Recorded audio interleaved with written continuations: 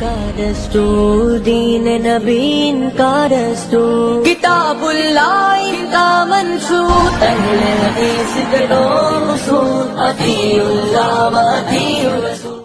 الحديث التاسع والإشر معاذ بن جبل رضي الله عنه قال قلت يا رسول الله أخبرني بعمل يدخلني الجنة ويباعدني من النار قال لقد سألت عن عظيم وإنه ليسير على من يسره الله عليه تعبد الله لا تشرك به شيئا وتقيم الصلاة وتؤتي الزكاة وتصوم رمضان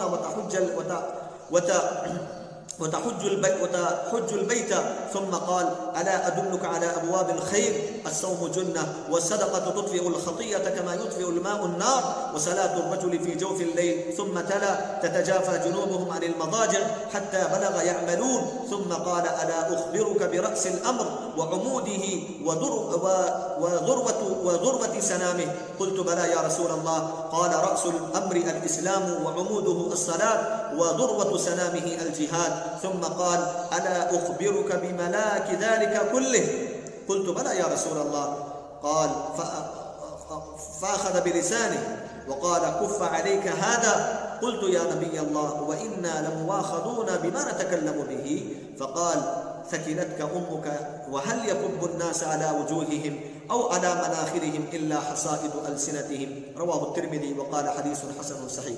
حضرات، میں نے آپ کے سامنے 40 نوویہ کی 29ویں حدیث 29ویں حدیث آپ کے سامنے پڑھ کر سنائی، جس کے راوی معاذ بن جبل رضی اللہ تعالی عنہ ہیں۔ کہتے ہیں میں نے اللہ کے نبی علیہ السلام سے سوال کیا، پوچھا اے اللہ کے نبی علیہ السلام مجھے ایک ایسے عمل کے بارے میں بتلا دیجئے اگر میں اس پر عمل کر لوں اللہ رب العالمین مجھے جنت میں داخل کر دے اور اللہ رب العالمین مجھے جہنم سے دور کر دے۔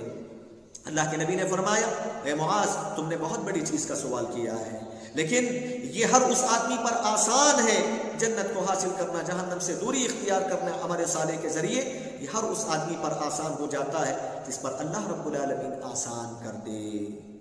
اے معاذ ایک اللہ کی عبادت کرو، اس کے سوا کسی اور کو شریک نہ ٹھہراؤ، نماز کو قائم کرتے رہو، زکوٰۃ کو ادا کرتے رہو، رمضان المبارک کے روزے رکھتے رہو اور حج بیت اللہ کرو۔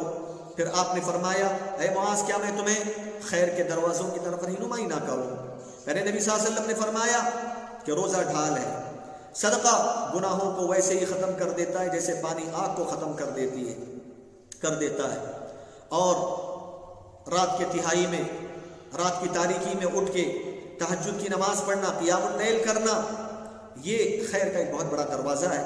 پھر اللہ کے نبی صلی اللہ علیہ وسلم نے قرآن مجید کی آیت تلاوت فرمائی تتجافى جنوبهم عن المضاجع يدعون ربهم خوفا وطمعا ومما رزقناهم ينفقون فلا تعلم نفس ما اخفي لهم من قرة اعين جزاء بما كانوا يعملون، جس کے اندر رات میں جو لوگ اٹھ کے تہجد پڑھتے ہیں ان کی فضیلتیں بتائی گئی ہیں۔ اس کے بعد پیارے نبی صلی اللہ علیہ وسلم نے معاذ سے کہا لا اخبرك برأس الامر وعموده، کیا میں تمہیں وذروة سنامه، کیا میں تمہیں دین کی اصل کی طرف رہنمائی نہ کروں، دین کے ستون کی طرف رہنمائی نہ کروں؟ کیا میں تمہیں اسلام کی چوٹی کی طرف رہنمائی نہ کروں؟ میں نے کہا کیوں نہیں اللہ کے نبی صلی اللہ علیہ وسلم ضرور بتلائیے۔ پیارے نبی صلی اللہ علیہ وسلم نے فرمایا دین کی اصل اسلام ہے اور اس کا ستون نماز ہے اور اس کی اونچی چوٹی جہاد ہے۔ پھر کہا اے معاذ کیا میں تمہیں ان تمام چیزوں کا خلاصہ نہ بتاؤں؟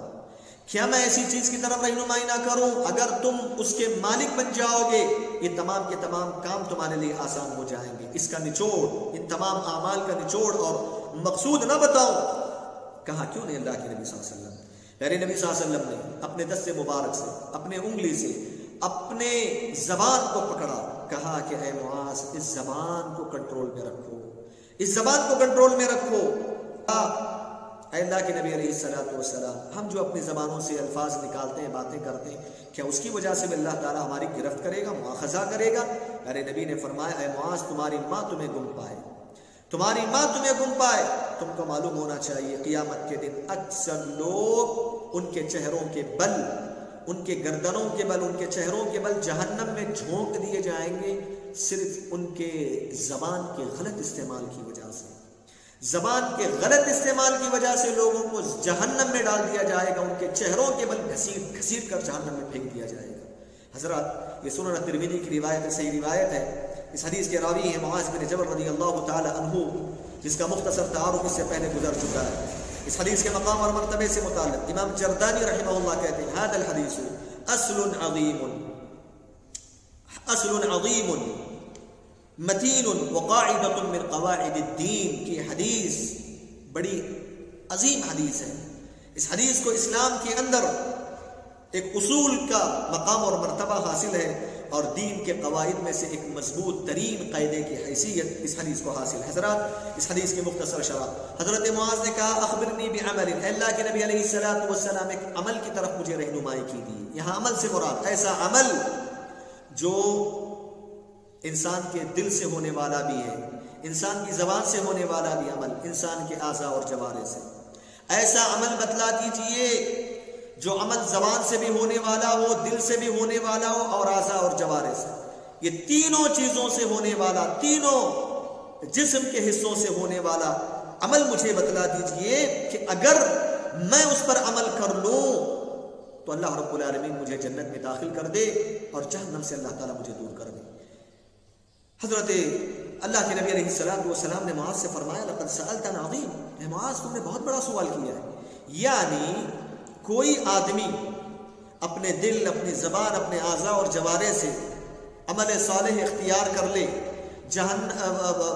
محرمات سے اپنے آپ کو بچا لے، اور اس کی بنیاد پر جنت میں داخل ہو جائے، جہنم سے دور ہو جائے، بہت بڑی چیز ہے، یہ بہت بڑی چیز ہے۔ پیارے نبی صلی اللہ علیہ وسلم نے حضرت معاذ سے دو باتوں کی طرف اشارہ کیا، کہا کہ اے معاذ جنت میں داخلہ، جہنم سے دور، یہ بہت بڑی چیز ہے۔ اور دوسری بات، پیارے نبی نے معاذ کی حوصلہ افزائی کی، معاذ کے سوال کی حوصلہ افزائی کی، کہا کہ معاذ تم نے سوال بڑا اچھا کیا ہے۔ اللہ کے نبی علیہ السلام نے معاذ رضی اللہ عنہ کی حوصلہ افزائی بھی کر رہے ہیں۔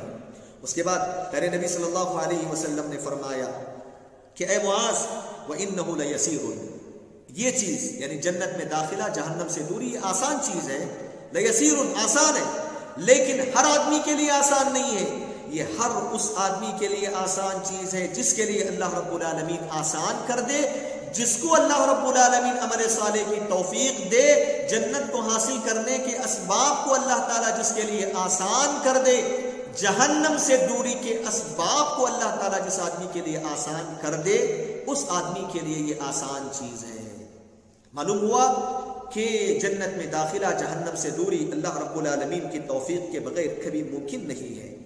پیارے نبی صلی اللہ علیہ وسلم نے اس کے بعد بتایا اے معاذ جنت میں جانا چاہتے ہو، جہنم سے دور ہونا چاہتے ہو، سب سے پہلے کام ایک اللہ کی عبادت کرو، اخلاص کے ساتھ اللہ کی عبادت کرو، ریاکاری نہ ہو، عبادت کسی اور کے لیے نہ ہو، عبادت ہو تو صرف اللہ ہی کی عبادت کرو، اخلاص کے ساتھ، ریاکاری سے بچ کر اللہ کی عبادت کرو۔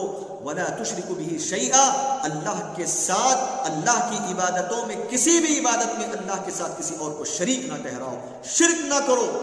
حضرات، اللہ کے نبی صلی اللہ علیہ وسلم نے سب سے پہلے اس میں کہا کہ شرک نہ کرو، ایک اللہ کی عبادت کرو۔ اس جملے کے اندر پیارے نبی صلی اللہ علیہ وسلم کی نبوت اور آپ کے رسالت کی تصدیق بھی شامل ہے، یعنی شہادت ان محمد رسول اللہ بھی اس جملے میں شامل ہے۔ کیوں؟ اس لیے کہ تعبد اللہ ولا تشرک به شیئا، ایک اللہ کی عبادت کرنا، اللہ کے سوا کسی اور کو شریک نہ کرنا، یہ اسی وقت ہم سے ادا ہو سکتا ہے جب ہم پیارے نبی کی نبوت کی تصدیق کریں، نبی کی رسالت پر ایمان لائیں۔ کیوں؟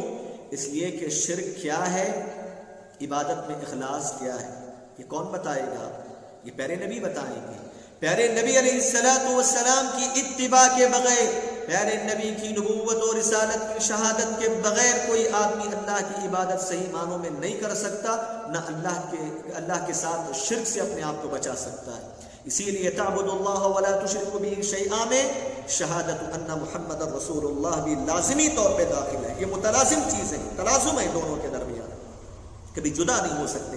آپ نے دوسرے نمبر پہ کہا وتقیم الصلاۃ، نماز کو قائم کرتے رہو۔ اقامت صلاۃ کا مطلب یہ ہے نماز کو اس کے اوقات میں ادا کیا جائے، نماز کو اس کے شروط کے ساتھ، اس کے ارکان کے ساتھ، اس کے سنن کے ساتھ، اور خشوع اور خضوع کے ساتھ نماز کو ادا کیا جائے، یہ ہے وتقیم الصلاۃ۔ اور آپ جانتے ہیں پیارے نبی صلی اللہ علیہ وسلم نے اللہ رب العالمین کے وحدانیت کے بعد، اللہ کی عبادت کے بعد سب سے پہلے نمبر پہ نماز کا ذکر فرمایا، کیونکہ نماز ایک ایسی بدنی عبادت ہے جس کا فائدہ نماز پڑھنے والے کو صرف ملتا ہے، اور نماز کے ذریعے بندے اور اللہ کے درمیان مضبوط رشتہ قائم ہوتا ہے، اور یہ نماز ایک مسلمان اور کافر مشرک کے درمیان فرق کرنے والی چیز ہے۔ میرے نبی صلی اللہ علیہ وسلم نے فرمایا وَتُؤْتِي الزَّكَاةَ، زکوٰۃ کو ادا کرتے رہو۔ زکوٰۃ ایک عبادت ہے، ارکان اسلام میں سے ہے۔ اللہ رب العالمین نے ہر صاحب استطاعت نصاب والے پہ واجب قرار دیا ہے، اور یہ اس کے ذریعے، نماز کے ذریعے اللہ کا حق ادا ہوتا ہے، زکوٰۃ کے ذریعے بندوں کا حق ادا ہوتا ہے۔ اس کے بعد پیارے نبی صلی اللہ علیہ وسلم نے فرمایا وَتَصُومُ رمضان، رمضان المبارک کے روزے رکھو۔ رمضان المبارک کے روزے رکھنا بھی فرض ہے، یہ اسلام کے ارکان میں سے ہے۔ وَتَحُجُّ الْبَيْتِ، اور حج بیت اللہ کرو۔ زندگی میں ایک مرتبہ صاحب استطاعت پر حج کرنا فرض ہے۔ حضرات، پیارے نبی صلی اللہ علیہ وسلم نے، آپ غور کیجئے، اس میں اسلام کے ارکان کے بارے میں بتایا ہے۔ اس سے معلوم ہوا کہ جنت میں داخلے کے لیے، جہنم سے آزادی کے لیے سب سے پہلا جو کام ہمیں کرنا ہے وہ اللہ رب العالمین کے فرائض کی ادائیگی ہے۔ اللہ رب العالمین کے فرائض کی ادائیگی کی بنیاد پر ہی ہم جنت میں جا سکتے ہیں۔ اگر اللہ رب العالمین کے فرائض کو ہم ادا نہ کریں تو پھر ہم کبھی جنت میں جا نہیں سکتے۔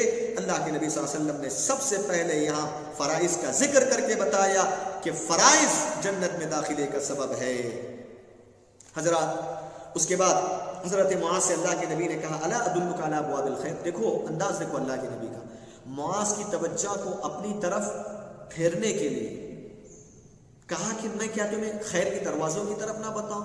انداز دیکھو اللہ کے نبی کا، تاکہ معاذ غور سے سنیں میرے نبی کی باتوں کو، اور جو باتیں کہی جائیں گی اس کو یاد رکھیں۔ اس کے خاطر اللہ کے نبی نے یہ اسلوب اپنایا۔ اللہ کے نبی صلی اللہ علیہ وسلم نے خیر کے دروازوں کی طرف اشارہ فرمایا، یعنی نوافل کی طرف اشارہ فرمایا۔ پہلے فرائض کا ذکر کیا، پھر اس کے بعد نوافل کا ذکر کر رہے ہیں۔ جو نوافل جس پر عمل کرنے کی وجہ سے انسان کے ایمان کی زیادتی ہوتی ہے، انسان کے گناہ مٹا دیے جاتے ہیں۔ تین چیزوں کا آپ نے ذکر فرمایا۔ نوافل عبادتیں بہت ساری ہیں، لیکن حدیث میں تین نفل عبادتوں کا آپ نے ذکر فرمایا: صدقہ و خیرات، نفل روزہ، اور قیام اللیل۔ کہا الصوم جنہ، پیارے نبی صلی اللہ علیہ وسلم نے فرمایا کہ پہلے روزہ ڈھال ہے۔ کیسے ڈھال ہے؟ دو چیزوں سے ڈھال ہے۔ ایک، روزہ دنیا کی زندگی میں بھی ڈھال بن جاتا ہے اور آخرت کی زندگی میں بھی ڈھال کا کام کرتا ہے۔ جیسے دنیا میں روزے کی وجہ سے روزہ ایک آدمی کو خواہشات نفس سے بچا لیتا ہے، بری خواہشات سے بچاتا ہے۔ اسی لیے اللہ کے نبی صلی اللہ علیہ وسلم نے کہا یا معشر الشباب من استطاع منکم الباءۃ فلیتزوج فإنه غض للبصر وأحسن للفرج فإن لم يستطع فعليه بالصوم فإنه له وجاء۔ ایک نوجوان اگر شادی کرنے کی طاقت نہیں رکھتا ہے تو وہ روزے رکھے۔ کیوں؟ اس لیے کہ نوجوانی کے اندر جو بری خواہشات پنپتی ہیں، یہ روزہ اس کا توڑ ہے۔ معلوم ہوا کہ روزہ دنیا کی زندگی میں برائیوں سے روکتا ہے، معاصی سے روکتا ہے، خواہشات سے روکتا ہے، یہ ڈھال بن جاتا ہے۔ اور آخرت میں بھی جنت کیسے ڈھال بنے گا؟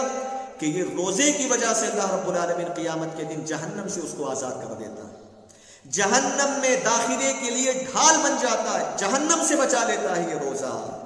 پیارے نبی صلی اللہ علیہ وسلم نے فرمایا جو آدمی ایک دن کا روزہ اللہ کے خاطر رکھتا ہے، 70 سال کی مسافت تک اللہ رب العالمین اس روزے رکھنے والے آدمی کو جہنم سے آزاد کر دیتا ہے۔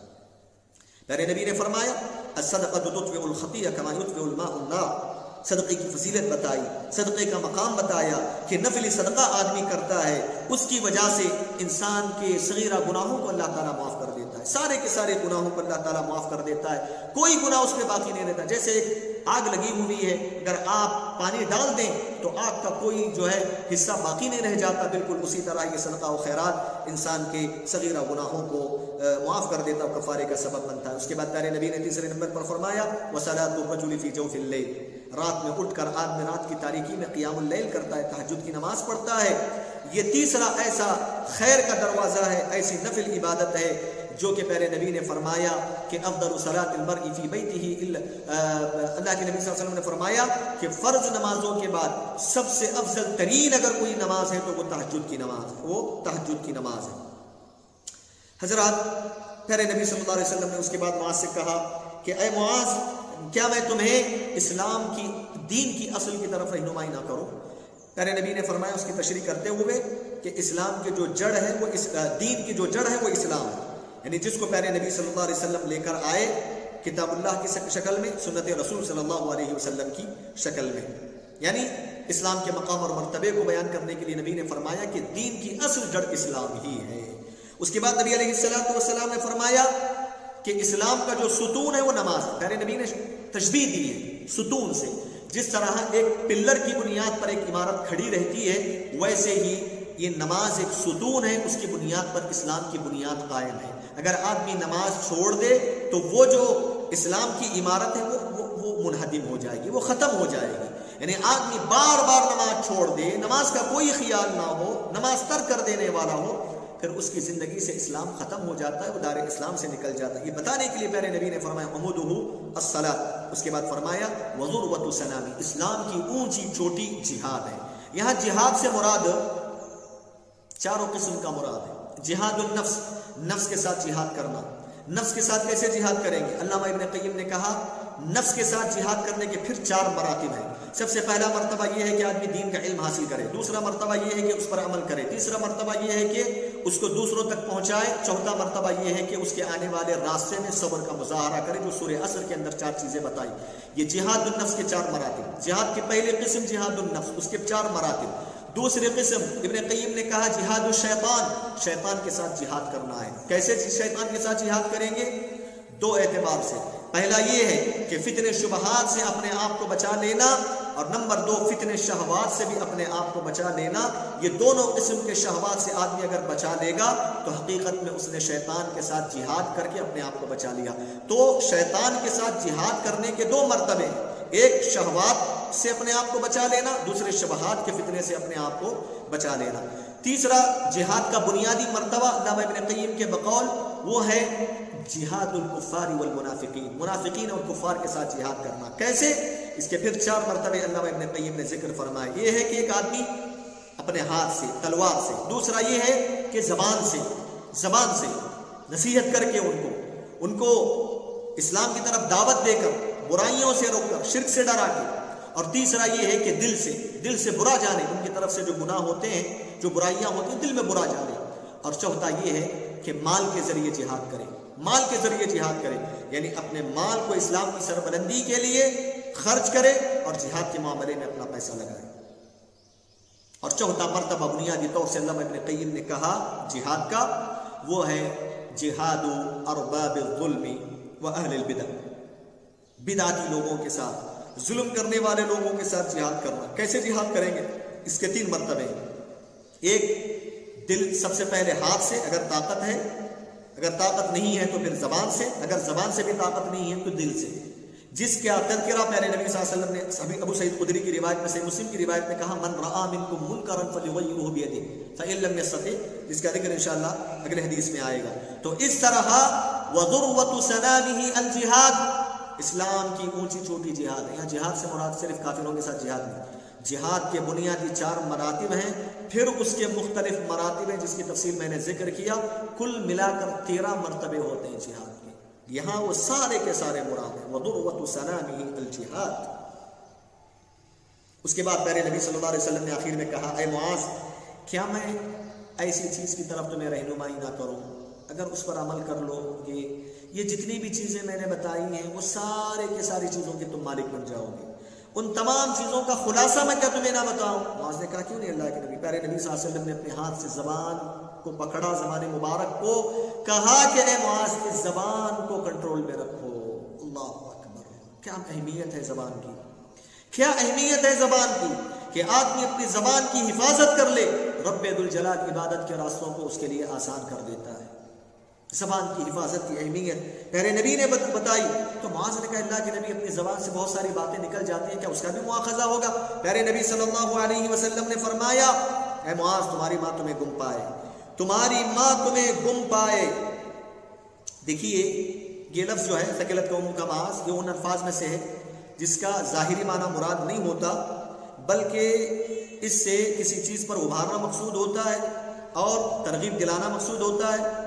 جو چیز بتائی جا رہی ہے اس کو اچھی طریقے سے سمجھانا مقصد ہوتا ہے۔ ٹھیک ہے. اللہ کے نبی صلی اللہ علیہ وسلم نے فرمایا اے معاذ تمہاری ماں تمہیں گم پائے. تم کو معلوم ہونا چاہیے کہ لوگ اپنی زبانوں کا غلط استعمال کرنے کی وجہ سے لوگوں کے چہروں کے بل گھسیٹ کر اللہ تعالیٰ جہنم میں پھینک دیتا ہے. آخر میں اللہ کے نبی صلی اللہ علیہ وسلم نے زبان کی خطورت کو واضح کیا, زبان کی خطرناکی کو واضح کیا کہ یہی زبان ہے جس کا صحیح استعمال ہو آدمی خیر کے دروازوں کا مالک بن جاتا ہے, جنت میں چلا جاتا ہے. وہیں اگر زبان کا غلط استعمال کرے اس کی بنیاد پر آدمی جہنم کا شکار ہو جاتا ہے.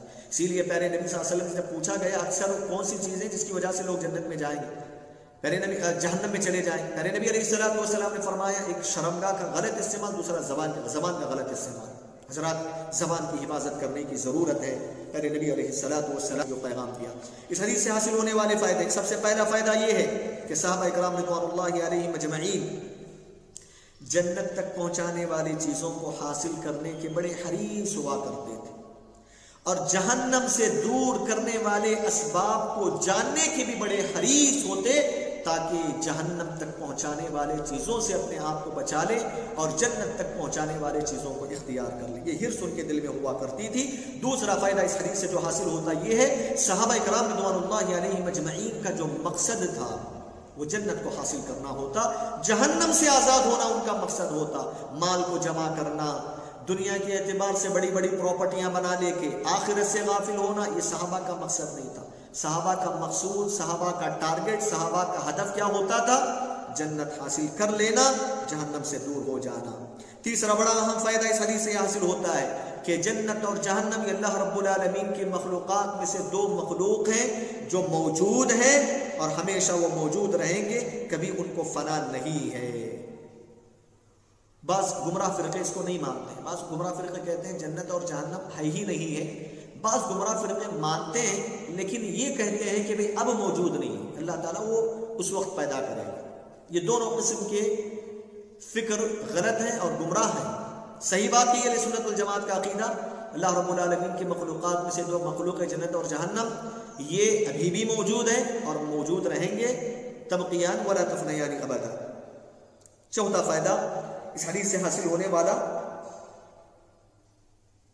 تیسرا فائدہ اس حدیث سے چوتھا فائدہ اس حدیث سے حاصل ہونے والا یہ ہے کہ اللہ رب العالمین کی عبادت, خالص اللہ رب العالمین کی عبادت کرنا اور اللہ رب العالمین کے ساتھ شرک کرنے سے بچنا یہ جنت میں داخلے کا ایک بنیادی سبب ہے اور جہنم سے دوری کا ایک بنیادی سبب ہے. چوتھا فائدہ اس حدیث سے حاصل ہونے والا یہ ہے کہ جنت تک پہنچانے والا راستہ اور جہنم سے دور کرنے والا راستہ کیا ہے؟ اللہ رب العالمین کی توفیق, اللہ رب العالمین کی مدد ہے.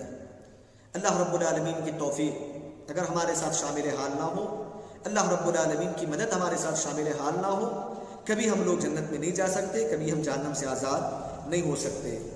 چھٹا فائدہ یہ ہے سب سے اہم ترین چیز ایک بندے کے لیے جو واجب ہوتی ہے, فرض ہوتی ہے, ضروری ہوتی ہے, وہ اللہ رب العالمین کی عبادت ہے اور اللہ رب العالمین کے ساتھ شرک کرنے سے اپنے آپ کو بچا لینا ہے. ساتواں فائدہ اس حدیث سے حاصل ہونے والا یہ ہے, چھٹا فائدہ کہ عمل صالح کرنے کے لیے اور محرمات سے بچنے کے لیے اللہ رب العالمین کی توفیق ضروری ہے. اللہ رب العالمین کے توفیق کے بغیر کوئی بھی عمل ہم نہیں کر سکتے, کوئی بھی نیک عمل نہیں کر سکتے. عمل صالح کے لیے اللہ رب العالمین کی توفیق کا شامل حال ہونا بہت ضروری ہے. ساتواں فائدہ اس حدیث سے حاصل ہونے والا یہ ہے کہ اللہ رب العالمین کی عبادت اللہ رب العالمین کے پاس اس وقت تک قابل قبول نہیں ہو سکتی جب تک کہ عبادت کی بنیاد شہادتین پر نہ ہو. اللہ رب العالمین کی وحدانیت کی گواہی, پیارے نبی صلی اللہ علیہ وسلم کی نبوت و رسالت کی شہادت کی گواہی جب تک آدمی نہ کرے کسی بھی بندے کی عبادت کو اللہ رب العالمین قبول نہیں کرتا. اس حدیث سے حاصل ہونے والا آٹھواں فائدہ یہ ہے کہ اس حدیث میں اسلام کے جو بنیادی 5 ارکان ہیں اس کے مقام اور مرتبے کا پتہ چلتا ہے, اس کی اہمیت کا پتہ چلتا ہے. نمبر 9 اس حدیث سے حاصل ہونے والا فائدہ کہ اللہ کے نبی صلی اللہ علیہ وسلم نے لوگوں کو فرائض کی ادائیگی پر ابھارا ہے اور نوافل کی ادائیگی پر بھی ابھارا ہے. آدمی کو چاہیے کہ فرائض کے ساتھ ساتھ نوافل کا بھی اہتمام کرے، نوافل کی وجہ سے انسان کی ایمان میں زیادتی پیدا ہوتی ہے۔ قیامت کے دن اگر فرائض میں کمی آتی ہے تو اللہ رب العالمین نوافل کے ذریعے اس کو مکمل کر دیتا ہے۔ اس کے بعد 11واں فائدہ اس حدیث سے حاصل ہونے والا یہ ہے کہ 10واں فائدہ یہ ہے کہ اللہ رب العالمین کی قربت حاصل کرنے کا سب سے اہم ذریعہ اللہ رب العالمین کی ولایت اور اس کی قربت حاصل کرنے کا اللہ رب العالمین کے عائد کردہ فرائض کی ادائیگی ہے، اس کے ساتھ ساتھ نفل عبادتوں کی بھی ادائیگی ہے، بالخصوص نفل عبادتوں میں صدقہ و خیرات ہے، نفل روزے ہیں اور تہجد کی نماز ہے۔ 11واں فائدہ اس حدیث سے حاصل ہونے والا یہ ہے کہ اس حدیث میں پیارے نبی صلی اللہ علیہ وسلم نے نماز کی اہمیت کو، اس کے مقام اور مرتبے کو واضح فرمایا، کہا کہ یہ اسلام کا بنیادی ستون ہے۔ 12واں فائدہ اس حدیث سے حاصل ہونے والا یہ ہے کہ اس حدیث میں جہاد کی فضیلت بتائی گئی ہے، کہا گیا کہ جہاد اسلام کی سب سے اونچی چوٹی ہے، سب سے اعلی مقام والی چیز ہے، اور میں نے کہا کہ جہاد کے 4 مراتب ہیں، اس کی تفصیل مجملاً اور تفصیلاً 13 مراتب ہیں، وہ 13 مراتب سب اس جہاد میں شامل ہیں۔ 13واں فائدہ اس حدیث سے حاصل ہونے والا یہ ہے کہ زبان کے غلط استعمال کی خطرناکی کیا ہے۔ اس سے پتہ چلتا ہے کہ انسان اپنے زبان کے غلط استعمال کی وجہ سے اپنے آپ کو ہلاک و برباد کر دیتا ہے، دنیا میں بھی اور آخرت میں بھی غلط استعمال کی وجہ سے منہ کے بل گھسیٹ کر اس کو جہنم میں پھینک دیا جائے گا۔ زبان کی خطرناکی کا پتہ چلتا ہے۔ اور اسی طرح 14واں فائدہ اس حدیث سے حاصل ہونے والا یہ ہے کہ زبان کی حفاظت کی اہمیت، اس کے مقام اور مرتبے، اس کی فضیلت کا پتہ چلتا ہے کہ ایک آدمی اپنی زبان کی صحیح معنوں میں حفاظت کر لے تو اس زبان کی حفاظت کی وجہ سے رب ذوالجلال اس کے لیے عبادتوں کے راستوں کو آسان کر دیتا ہے، اور اس زبان کے صحیح استعمال کی وجہ سے آدمی قیامت کے دن جنت کا حقدار بن جاتا ہے۔ 15واں فائدہ اس حدیث سے حاصل ہونے والا یہ ہے کہ صحابہ کرام رضوان اللہ علیہم اجمعین کو جب کبھی کوئی بھی اشکال ہوتا، کوئی بھی اشکال پیدا ہوتا، کوئی بھی ڈاؤٹ ہوتا، فوراً وہ اللہ کے نبی صلی اللہ علیہ وسلم کے پاس جاتے، اس ڈاؤٹ کو کلیئر کر لیتے۔ نبی کی وفات کے بعد نبی علیہ السلام کی حدیث کی طرف رجوع کرتے۔ لہٰذا ہم اور آپ کو چاہیے دین کے سلسلے میں کوئی اختلاف ہمارے درمیان ہو جائے، کوئی تنازع ہو جائے، کوئی اختلاف ہو جائے، تو ایسے وقت میں اس کا حل یہی ہے کہ ہم اس کا حل کتاب اللہ سنت رسول میں دیکھیں۔ فَإِن تَنَازَعْتُمْ فِي شَيْءٍ فَرُدُّوهُ إِلَى اللَّهِ وَالرَّسُولِ إِن كُنتُمْ تُؤْمِنُونَ بِاللَّهِ وَالْيَوْمِ الْآخِرِ ذَلِكَ خَيْرٌ وَأَحْسَنُ تَأْوِيلًا۔ 16واں فائدہ اس حدیث سے حاصل ہونے والا نبی علیہ السلام کی تعلیم کا ایک بہترین انداز معلوم ہوتا ہے کہ نبی علیہ السلام کسی بھی اہم چیز کی طرف جب لوگوں کو بلاتے یا اس کی تعلیم دیتے تو ابتداءً کچھ ایسے جملے کہتے کہ وہ جملے ان کی نظروں کو پھیر دیتے اللہ کے نبی صلی اللہ علیہ وسلم کی طرف، اور متوجہ کو مبذول کرنے والے الفاظ ہوتے تھے۔ اسی لیے ہم لوگوں کو بھی چاہیے کہ ہم کوئی اہم بات بتانا چاہتے ہیں تو ان کو بتائیں کہ دیکھو میں ایک اہم بات بتانے جا رہا ہوں، کیا میں یہ اہم چیز کی طرف تمہیں رہنمائی نہ کروں؟ اس قسم کے الفاظ استعمال کرنا چاہیے وعظ و نصیحتوں میں، خطاب اور تقریر میں۔ حضرات، اس حدیث سے حاصل ہونے والا بنیادی قاعدہ جو علماء کرام نے استنباط کیا وہ ہے الدین والتمسک به یسیر لمن وفقہ اللہ للتیسیر۔ دین پر جمے رہنا، دین پر مداومت کے ساتھ قائم رہنا، پیارے نبی کی سنت اور صحابہ کے منہج کو لازم پکڑ لینا، یہ ہر اس شخص کے لیے آسان ہے جس کے لیے اللہ رب العالمین کی توفیق ہو، جس کے ساتھ رب العالمین کی توفیق، اس کی مدد شامل حال ہو۔ یہ بنیادی قاعدہ علماء کرام نے اس سلسلے میں استنباط کیا۔